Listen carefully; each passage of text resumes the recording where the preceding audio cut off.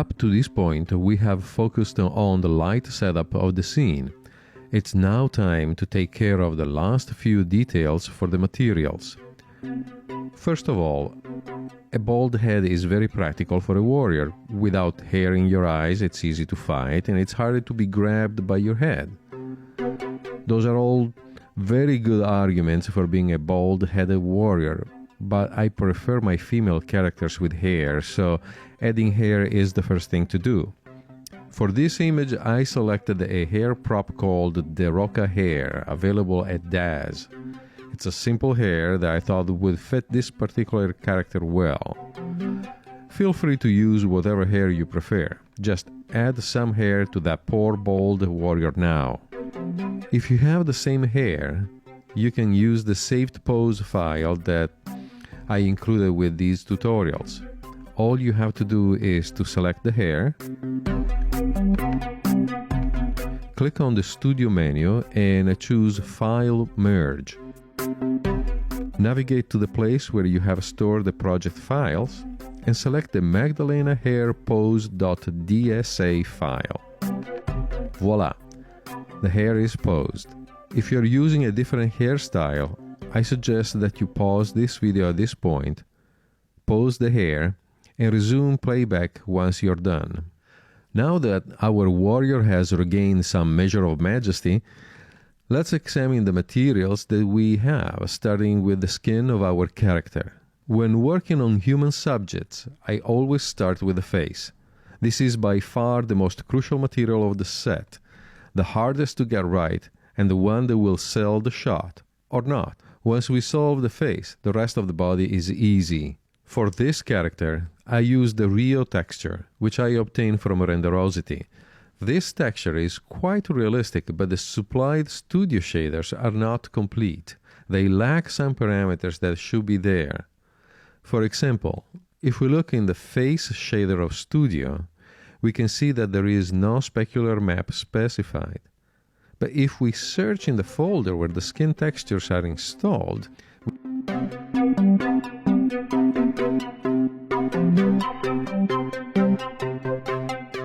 we see clearly that there is a file named headspec.h.jpg, which is, as we can expect, a specular map for the head.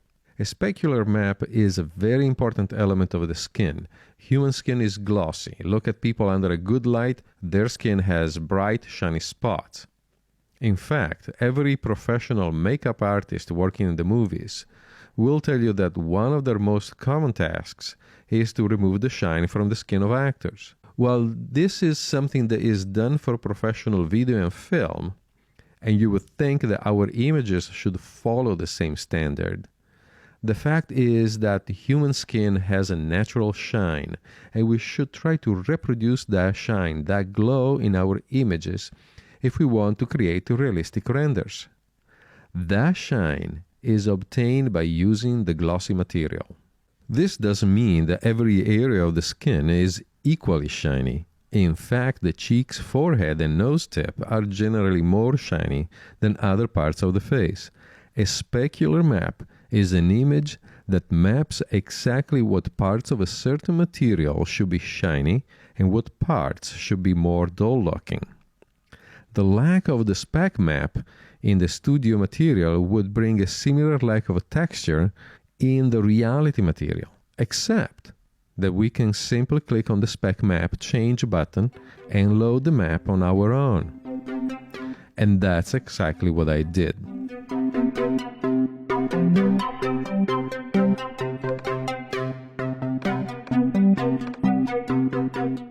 Looking at the specular color, we see that it's set at 40, 57, 69.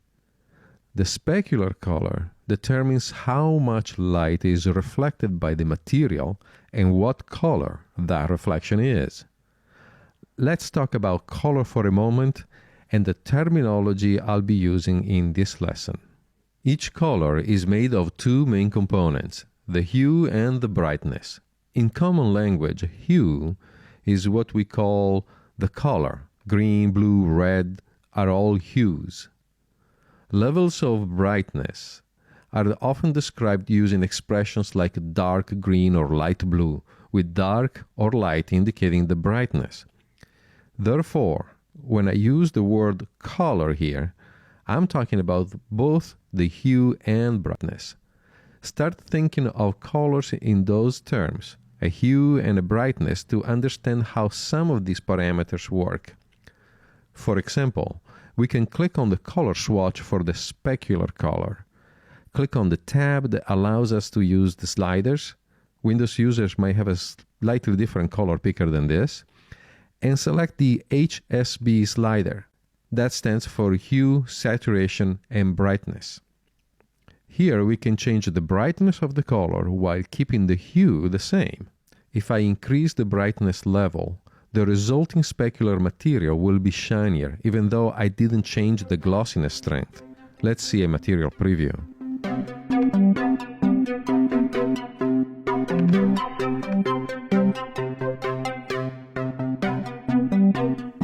If we go back to the original brightness,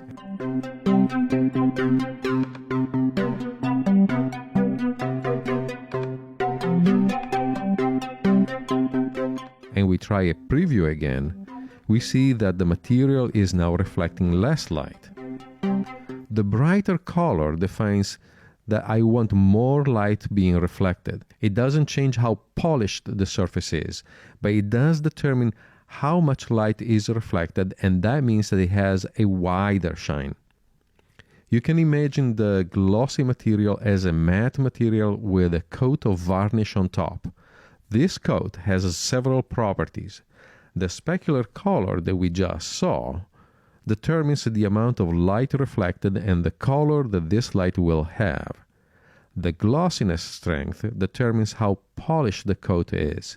Think of a pearl. It is made of a shiny material, but the surface is not very polished, so the reflections are quite spread and scattered by the roughness of the surface. That is a material with a fairly bright specular color, but a low glossiness strength. Now think of a ceramic cup. It's a very shiny object with a high polished gloss. In fact, the surface can be almost a mirror when watched at a certain angle. The shiny spots on a ceramic object are smaller and more concentrated. For that kind of effect, you would use a darker specular color, which causes a smaller area of reflection, but a much higher glossiness strength. Finding the right amount of gloss for the skin is a delicate process that involves a good sense of observation and the adjustment of many different parameters.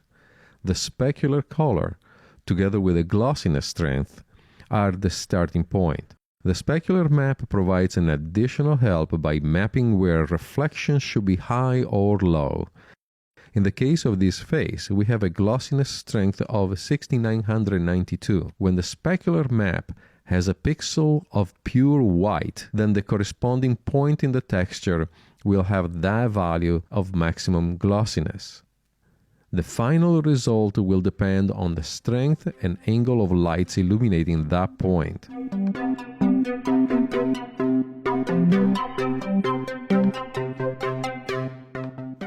Where the specular map is darker, the level of glossiness will be lowered in proportion. Next, in the list of things to change in the material is the coat. The coat parameter gives you fine control over the varnish that is used. This includes the color that the varnish itself has and its thickness. Think of a certain type of furniture that has a coat of varnish applied on top of the wood.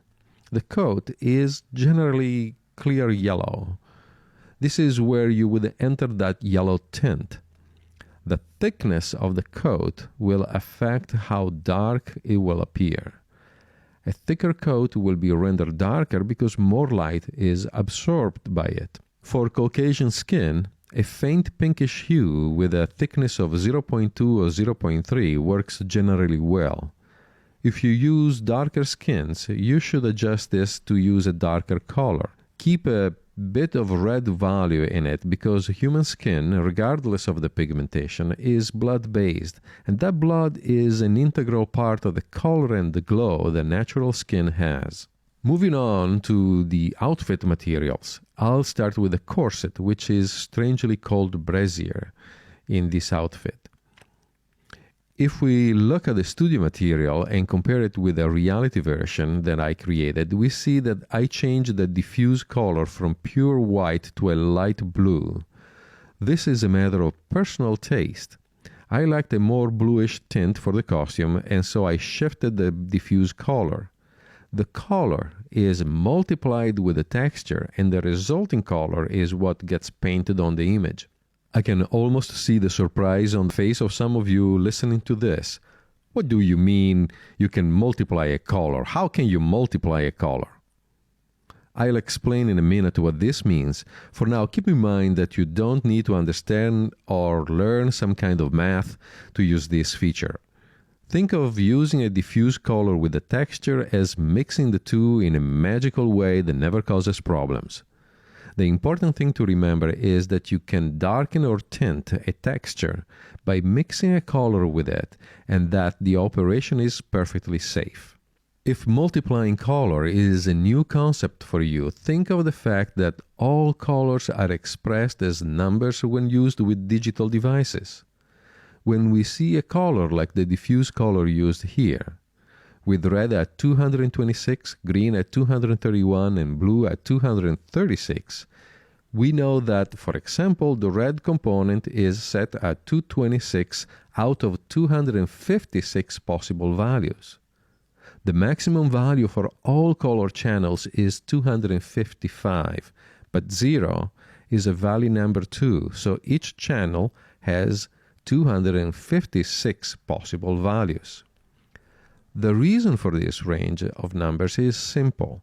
Each color channel is stored using a byte, which is the normal storage unit for computer's memory. A byte's range of values is from 0 to 255, a total of 256 values. Digital artists have become used to express RGB values using integer numbers, and as humans we generally find it easier to use integers instead of fractional numbers. Programs like Lux or 3Delight, the renderer included with Studio, instead prefer to process color information using fractional numbers, also called floating point numbers. This is because there are a number of operations that need to be performed on colors, and using floating point makes those operations simpler. In floating point notation, a color channel is not expressed using a range from 0 to 255. Instead, we use a number from 0 to 1. 0, of course, is absence of that color component. 0 red is no red. 0.5 red means half red for that channel. That number corresponds to 127 red using the integer notation. 1.0 red is the equivalent of 255 in integer notation. In general, if you have a value in integer notation and you want to have the corresponding floating point value, you divide that number by 255. So, for example, our 226, 231, 236 becomes 0.88 red, 0.9 green, and 0.93 blue. Let me show you this by switching to Blender, which uses floating point RGB all the time, and let's create a material for the current object. It doesn't matter what this is. For this material, we enter the color and we use the floating point numbers above, 0.88, 0.9, and 0.93. And sure enough, the resulting light blue is the same that we have in Studio. The reason I'm telling you this is because by understanding that colors are numbers and that colors in floating point don't go beyond the value of 1, we can understand how multiplication for colors works. Let's take a look at the diffuse texture by pressing the View UV button.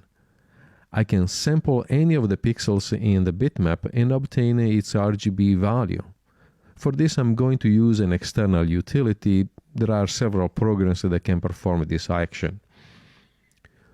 So for a certain point in the bitmap, I'm getting a color value of 98, 161 in integer notation, of course.